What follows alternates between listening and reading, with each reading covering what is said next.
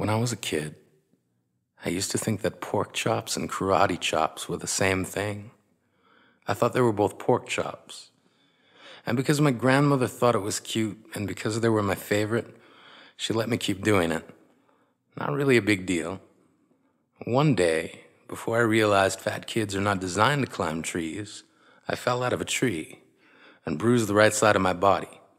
I didn't want to tell my grandmother about it because I was scared I'd get in trouble for playing somewhere I shouldn't have been. A few days later, the gym teacher noticed the bruise and I got sent to the principal's office.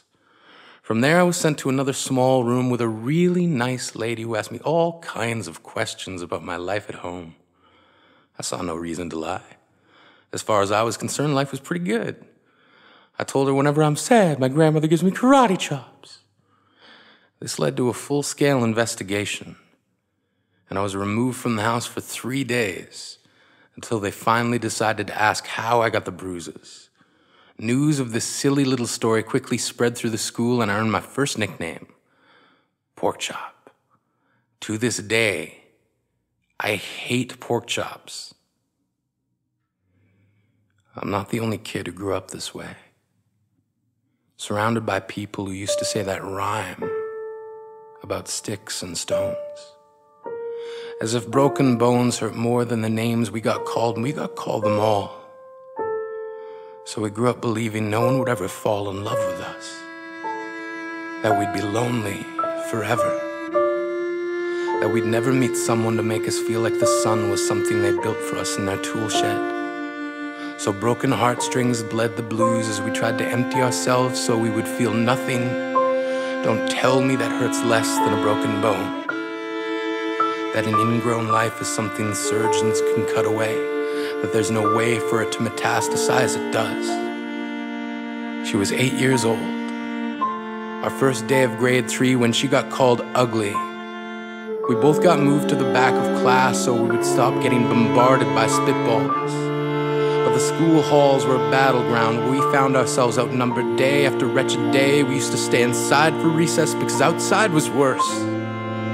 Outside we'd have to rehearse running away or learn to stay still like statues, giving no clues that we were there in grade 5. They taped a sign to the front of her desk that read, "Beware of dog." To this day, despite a loving husband, she doesn't think she's beautiful because of a birthmark that takes up a little less than half her face. Kids used to say she looks like a wrong answer that someone tried to erase but couldn't quite get the job done. And they'll never understand that she's raising 2 kids whose definition of beauty begins with the word mom. Because they see her heart before they see her skin.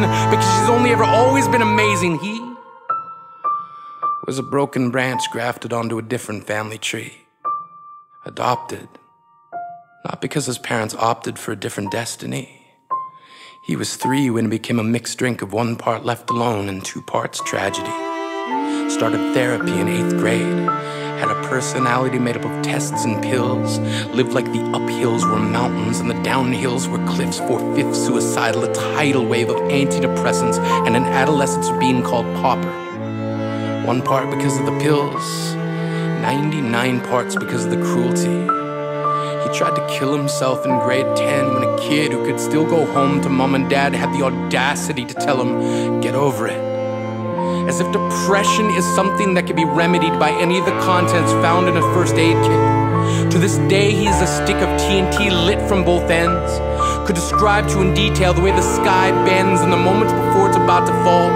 And despite an army of friends who all call him an inspiration, he remains a conversation piece between people who can't understand. Sometimes being drug-free has less to do with addiction and more to do with sanity. We weren't the only kids who grew up this way. To this day, kids are still being called names. The classics were, "Hey stupid," "Hey spaz." Seems like every school has an arsenal of names getting updated every year. And if a kid breaks in a school and no one around chooses to hear, do they make a sound? Or they're just background noise from a soundtrack stuck on repeat when people say things like kids can be cruel? Every school was a big top circus tent, and the pecking order went from acrobats to lion tamers, from clowns to carnies. All of these miles ahead of who we were freaks. lobster-clawed boys and bearded ladies, oddities juggling depression and loneliness, playing solitaire, spinning the bottle, trying to kiss the wounded parts of ourselves and heal. But at night, while the others slept, we kept walking the tightrope. It was practice, and yes, some of us fell. But I want to tell them that all of this is just debris, left over when we finally decide to smash all the things we thought we used to be. And if you can't see anything beautiful about yourself, get a better mirror. Look a little closer. Stare a little longer. Because there's something inside you that made you keep trying despite everyone who told you to quit. You built a cast around your broken heart and signed it yourself. You signed it. They were wrong. Because maybe you didn't belong to a group or a clique. Maybe they decided to pick you last for basketball or everything. Maybe you used to bring bruises and broken teeth to show and tell but never told. Because how can you hold your ground if everyone around you wants to bury you beneath it? You have to believe that they were wrong. They have to be wrong. Why else would we still be here? We grew up learning to cheer on the underdog because we see ourselves in them. We stem from a root planted in the belief that we are not what we were called. We are not abandoned cars stalled out and sitting empty on some highway. And if in some way we are, don't worry. We only got out to walk and get gas. We are graduating members from the class of We Made It. Not the faded echoes of voices crying out names will never hurt me. Of course, they did. But our lives will only ever always continue to be a balancing act that has less to do with pain and more to do with beauty.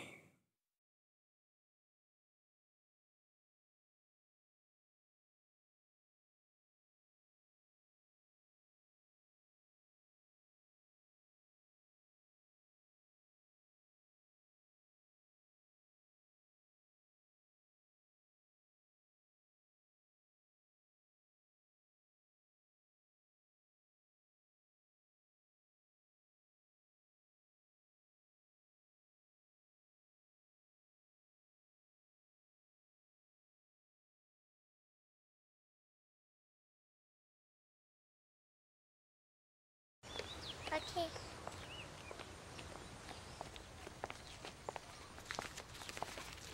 Daddy is the sweetest daddy in the world. Daddy is the most handsome, the smartest,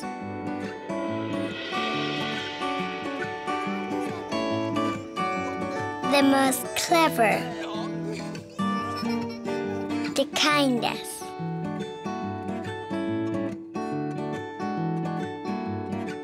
He is my Superman. Daddy wants me to do well at school. Daddy is just great, but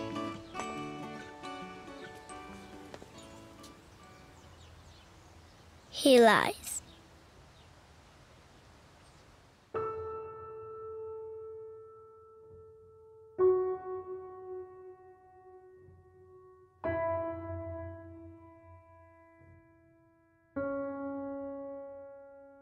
He lies about having a job.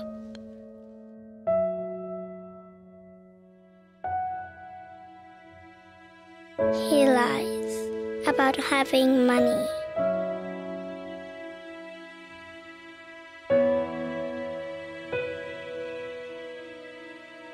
He lies that he is not tired.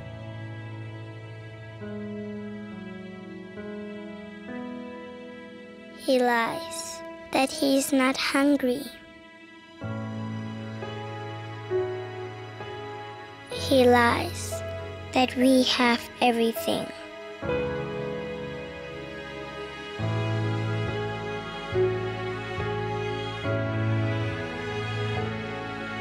He lies about his happiness.